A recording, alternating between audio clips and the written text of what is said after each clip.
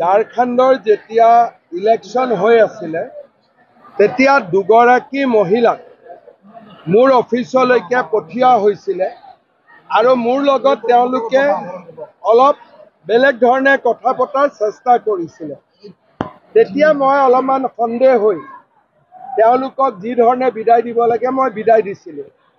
এতিয়া ৰাতিপুৱা ঝাৰখণ্ডৰ মুখ্যমন্ত্ৰী প্ৰাক্তন মুখ্যমন্ত্ৰী বাবুলাল মাৰাণ্ডীয়ে এটা টুইট কৰিছে যে মোক কৰবাত ফচাবৰ কাৰণে এটা ষড়যন্ত্ৰ কৰা হৈছিল বুলি।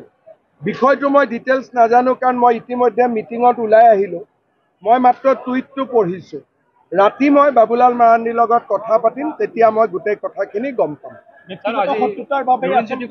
মই নাভাবো কাৰো লগতো মোৰ ব্যক্তিগত শত্ৰুতা নাই, হলে যদি পলিটিকেল হ'ব বেলেগ কথা একো নাই।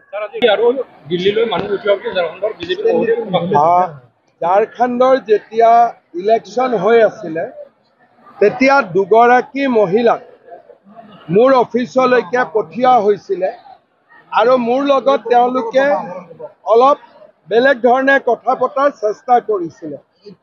তেতিয়া মই অলপমান সন্দেহ হৈ তেওঁলোকক যি ধৰণে বিদায় দিব লাগে মই বিদায় দিছিলোঁ।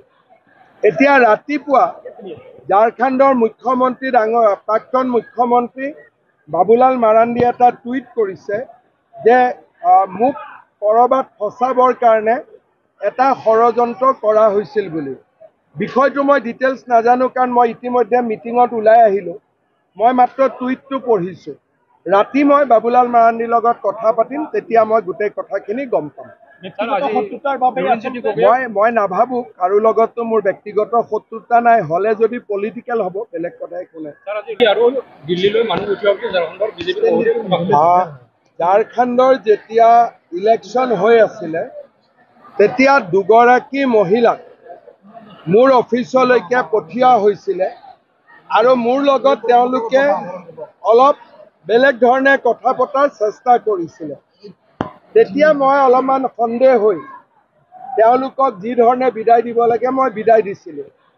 এতিয়া ৰাতিপুৱা ঝাৰখণ্ডৰ মুখ্যমন্ত্ৰী প্ৰাক্তন মুখ্যমন্ত্ৰী বাবুলাল মাৰাণ্ডীয়ে এটা টুইট কৰিছে যে মোক কৰবাত ফচাবৰ কাৰণে এটা ষড়যন্ত্ৰ কৰা হৈছিল বুলি।